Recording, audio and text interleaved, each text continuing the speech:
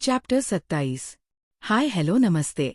अब तक हमने देखा कि सुजाता जी आने खबर से दादी बहुत खुश थी, पर घर के बाकी लोग शायद खुश नहीं थे। वजह थी उनका रागिनी जी के प्रति बर्ताव से। इसी वजह से राधिका ने आरवी को घर आने से मना किया था। वैसे भी आरवी को अभी यहाँ आने का मन नहीं था, तो वो आसानी से मान गई। वही जब दादी ने आरवी के बारे पूछा तो राधिका ने कह दिया कि वो नहीं आएगी, क्योंकि उसने आरवी को मना किया है जब तक बुआ जी यहाँ है तब तक वो यहाँ ना आए। राधिका की इस बात पर दादी उसे सवाल करती है, पर राधिका भड़क कर कहती है कि वो बिल्कुल भी बर्दाश्त नहीं करवगी। अगर बुआ जी आरवी को कुछ बोलेगी तो वैसे भी यहाँ कोई उन्हें कुछ नहीं कहता, जब मम्मा को वो कुछ कह देती है। और अब अगर उन्होंने आरवी को टारगेट बनाया तो वो उन्हें मुंह तोड़ जवाब देगी। वही घर वाले हैरान थे, क्योंकि आज से पहले राधिका कभी इतनी नहीं भड़की। सबको हैरान परेशान छोड़ रायजादा सिबलिंग्स बाहर निकल जाते हैं। वो लोग गार्डन में आ जाते हैं कि तभी ओबेरॉय सिबलिंग्स भी वहां आ जाते हैं। राधिका को गुस्से में देख नील पूछता है कि क्या हुआ, तो रुचि उसे बताती है कि सुजाता बुआ जी आ रही है। इधर अव्यांशी को डॉक्टर AR के नंबर पर कॉल आता है कि किसी का अर्जेंट ऑपरेशन करना है, तो अव्यांशी भी जल्दी से वहां पहुंचकर प्राइवेट रूम में ऑपरेशन करने लगती है। वही उसे रूम के बाहर कैप्टन जाकर ऋषभ से बोलता है, ऋषभ सर, अरहान सर का बार बार कॉल आ रहा है और वो शिवाय सर के बारे में पूछ रहे हैं, तो उनको क्या जवाब दें। आगे वही ऋषभ, जो कि SR का असिस्टेंट था, वो कैप्टन की बात सुनकर बोला, अरहान सर से ये बात बोल दो कि शिवाय सर अभी आउट ऑफ कंट्री गए हुए हैं मीटिंग के लिए। तो कैप्टन बोला, अगर ये बात अरहान सर या फिर निकेश सर को पता चल गया कि हमने झूठ बोला है SR के बारे में, तो वो हमें नहीं छोड़ेंगे। तो ऋषभ बोला, वो जो भी सजा देंगे वो हम सह लेंगे, लेकिन SR जो हमें सजा देंगे वो हमारे बर्दाश्त से बाहर होगा। तुम तो जानते हो ना SR का पनिशमेंट।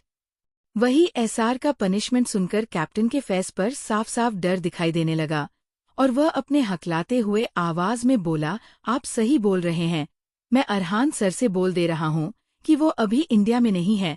और फिर वो वहां से गायब हो गया।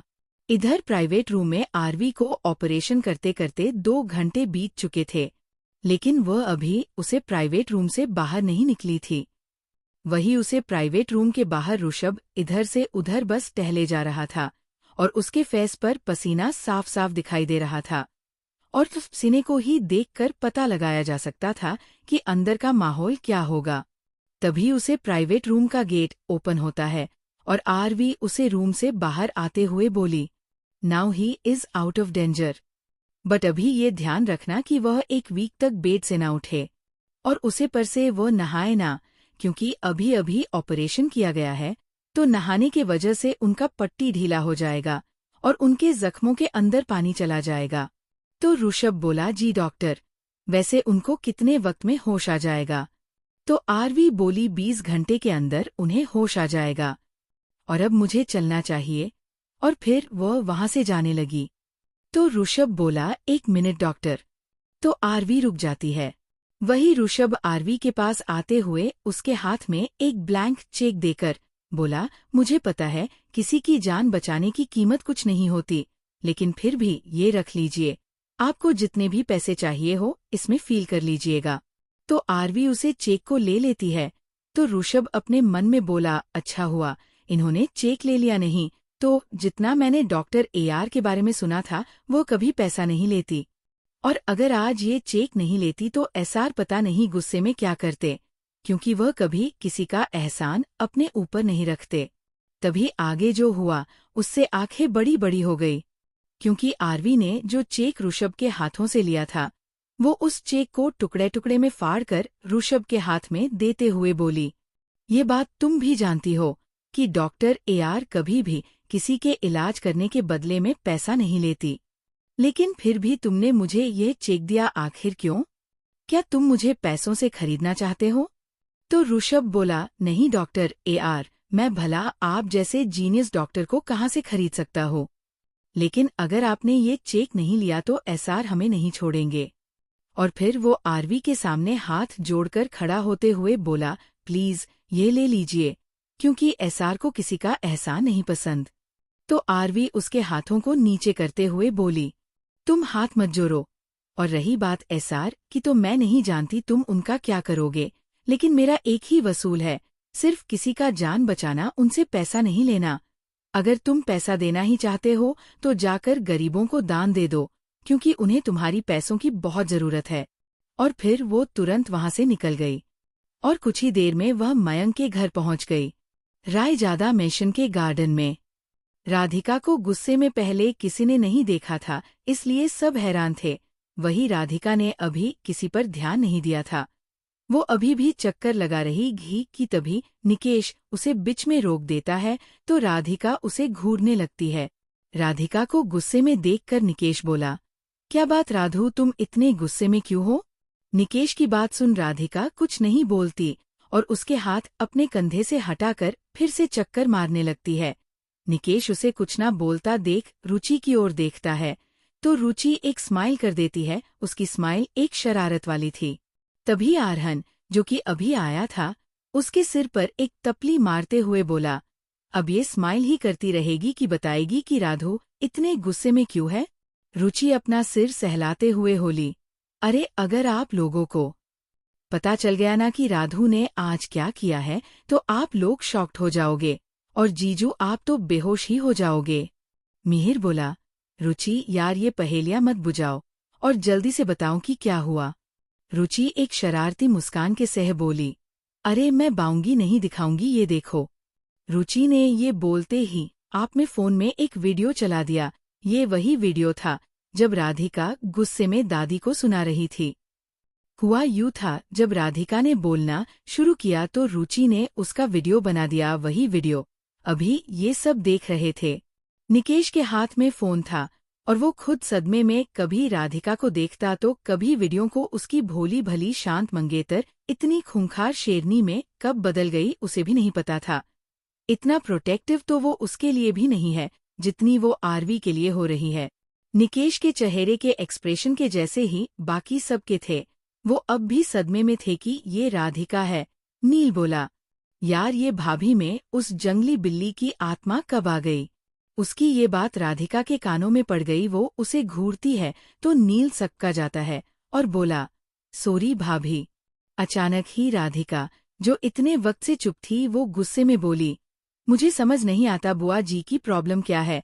अरे जब हमें प्रॉब्लम नहीं है तो वो क्यों हाथ धोकर मम्मा और आरवी के पीछे पड़ी है? ना खुद शांति से जीती है ना हमें जीने देती है। आ जाएगी मनहूसियत फैलाने के लिए। उसकी बातें सुन निकेश बोला, राधु ये कैसे बात कर रही हो? तुम तो कभी ऐसे बात नहीं करती थी। राधिका बोली, आप तो चुप ही रहे निकेश, अभी मुझे बहुत गुस्सा आ रहा है।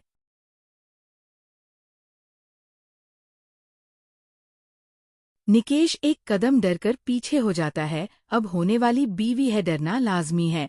वहीं नील उसे और पीछे खींच धीरे से बोला, भाई आज भाभी ज्वाला मुखी बनी हुई है, अच्छा होगा आप उसमें ना आए, वरना आप भी इसके चपेट में आके बंजर जमीन में तब्दील हो जाओगे। उसकी बात सुन निकेश उसे घूरने लगता है तो नील बोला, यार आजकल सब मुझे घूर के क्यों देख रहे हैं? ये उस जंगली बिल्ली की वजह से है। जब से मेरी लाइफ में आई सब उलट पलट हो गया। और फिर मुंह बनाकर रुचि के बगल में चला जाता है। वही दूसरी तरफ रायजादा मेंशन के अंदर राधिका एक सन्नाटा छोड़ कर गई थी अपने पीछे। सब हैरान थे। वही दादी तो अभी भी दरवाजे को ही देख रही थी। तभी रागिनी जी बोली, माँ वो। अभी वो कुछ बोलती उससे पहले दादी ने उन्हें हाथ दिखाकर चुप करवा दिया। रागिनी जी को लगा कि वो उनसे नाराज हो गई है, इसलिए वो अपनी नजरें झुकाकर चुपचाप पीछे हो जाती है। दादी वापस मंदिर में चली जाती है। वहीं रागिनी जी उदास होकर किचन में चली जाती है। विक्रम जी बाहर जाने को हुए कि तभी दादाजी उन्हें रोकते हुए बोले, कहाँ चला तू, बैठ यहीं। विक्रम जी बोले, पर पापा मैं राधिका। दादाजी हंसते हुए बोले, अरे ठीक किया, उसने आज तक जो कोई नहीं कर पाया वो उसने कर दिया। वैसे ये कदम तुझे उठाना चाहिए था, पर खैर कोई बात नहीं। राधिका ने आज सच्चाई का आईना दिखा दिया। बस अब तो सब ठीक हो, उसके बाद घर में खुशियां ही खुशियां होगी। विक्रम जी कुछ नहीं बोलते और उनके बगल में जाके बैठ जाते हैं। तभी दादी वापस आई और बोली, अरे विक्रम सुनो, जरा आरवी को फिन करो। दादी की बात सुन सब हैरानी से एक साथ बोले, क्यों? आगे क्या होगा इस कहानी में जानेंगे अगले पार्ट में। तब तक के लिए बाय। चैप्टर 28। हाय हेलो नमस्ते।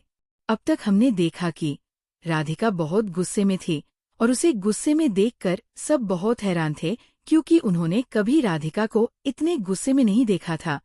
वो तो आज निकेश की भी नहीं सुन रही थी। निकेश उसे समझाने की कोशिश करता है, पर वो उसे घूर कर चुप करा देती है, जिसे देख बाकी सबको हंसी आ जाई है। वहीं नील निकेश को अपने पास खींचकर कहता है कि क्यों शांत हुए ज्वालामुखी को भड़का रहे हो, चुप हो जाओ वरना आपका हाल भी बाकी सबकी तरह होगा। आज भाभी बहुत गुस्से में है। निकेश उसकी बात सुन उसे घूरने लगता है तो नील मुंह बनाकर चुप हो जाता है और निकेश से दूर होकर रुचि के पास जाके बैठ जाता है। वही रायजादा मिशन में तो अलग हो सीन चल रहा था। विक्रम जी राधिका से बात करने जा रहे थे, पर दादाजी ने उन्हें रोककर कहा जो भी हुआ सही हुआ। अभी वो लोग बात कर ही रहे थे कि तभी दादी आके उन्हें कहती है कि आरवी को फोन करे। उनकी बात सुन सब हैरान हो जाते हैं। क्यों? पर अब आगे दादी सबको अपनी तरफ घूरते देखकर बोली, अरे देख क्या रहे हो, जल्दी से कॉल करो ना। दादी की बात सुनकर केशव जी बोली, पर माँ आरवी को फोन क्यों करना है? देखिए माँ। अभी वो कुछ बोलते कि दादी ने उन्हें हाथ दिखाकर चुप करा दिया और बोली, आप लोग फोन कर रहे हैं या नहीं? उनकी बात सुन कोई कुछ नहीं बोलता और इधर उधर देखने लगते हैं, तो दादी समझ जाती है कि अब इनमें से कोई आरवी को फोन नहीं करने वाला। तो वो अपने घर की एक सर्वेंट को आवाज देती है, शांति। उनकी आवाज से शांति जल्दी से दौड़ते हुए आई और बोली, जी मैडम आपने बुलाया। दादी उसे देख बोली, शांति मेरा फोन ले आओ, पूजा घर में रखा है। शांति हाँ में सिर हिलाती है और जल्दी से पूजा घर जाके दादी का फोन ले आती है। दादी उसके हाथ से फोन लेती है और आरवी का नंबर मांगते हुए बोली, सुनिए आरवी का नंबर दीजिए। दादाजी मुंह चढ़ाकर बोले, मेरे पास नहीं है। दादू की बात सुन दादी उन्हें एक नजर घूरती है, पर उनके घूरने से दादाजी को कोई फर्क नहीं पड़ता। पर दादी कहाँ पीछे रहने वाली थी। वो तो धीरे धीरे चलते हुए दादू के पास जाने लगी।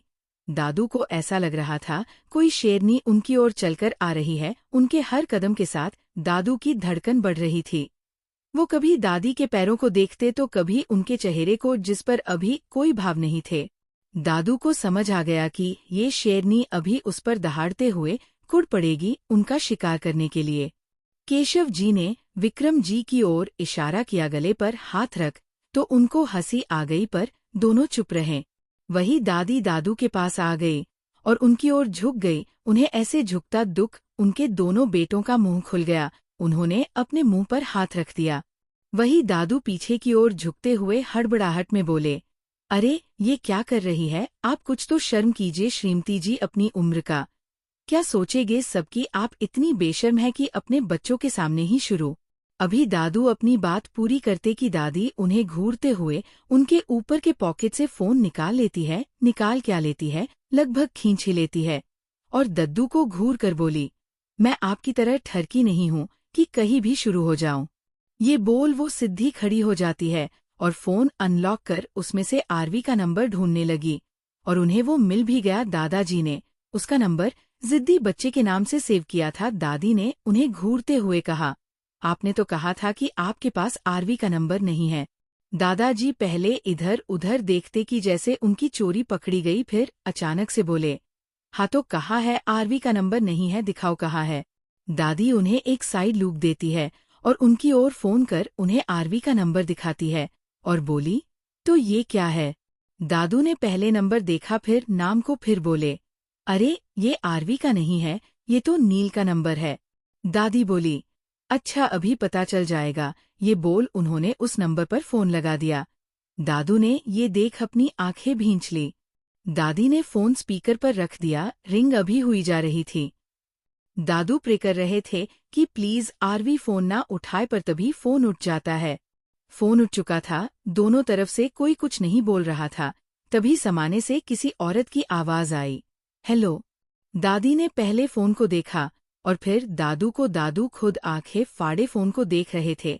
दादी के देखने पर वो गभारा करना में सिर हिलाते हैं, जैसे कह रहे हो कि मैं नहीं जानता कि कौन है। उनके दोनों बेटे साइड कैरेक्टर बन इस शो को एंजॉय कर रहे थे।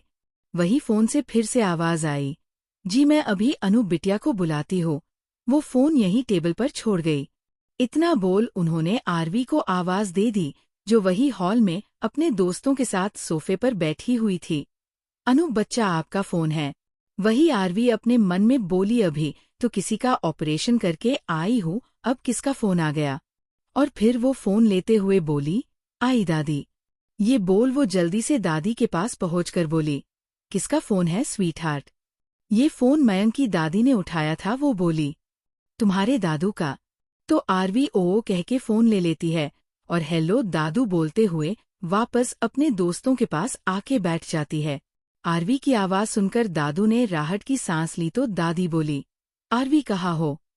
दादू के नंबर पर आरवी ने जब दादी की आवाज सुनी तो वो थोड़ी हैरान हो गई। वो बोली, दादी। दादी बोली, हाँ मैं। पहले ये बताओ कहाँ हो तुम। आरवी बोली, मयंक के घर पर क्यों, क्या हुआ। आगे क्या होगा इस कहानी में जानेंगे अगले पार्ट में। तब तक के लिए बाय।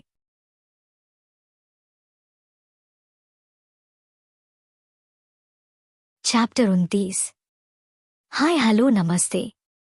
अब तक हमने देखा कि राधिका गुस्से में सबको सुनाकर चल जाती है। सब उसके इस रूप से हैरान थे। वही दादी खुद सदमे में थी। उन्हें देर खा खैनी जी को छाछने को हुई, पर वो बिना किसी की सुने वहां से निकल गई। उसके बाद कुछ देर बाद ही दादी वापस आके सबसे आरवी का नंबर मांगती है। जब उन्हें नंबर कोई नहीं देता तो वो खुद दादाजी के पास जाके उनका फोन छीन लेती है।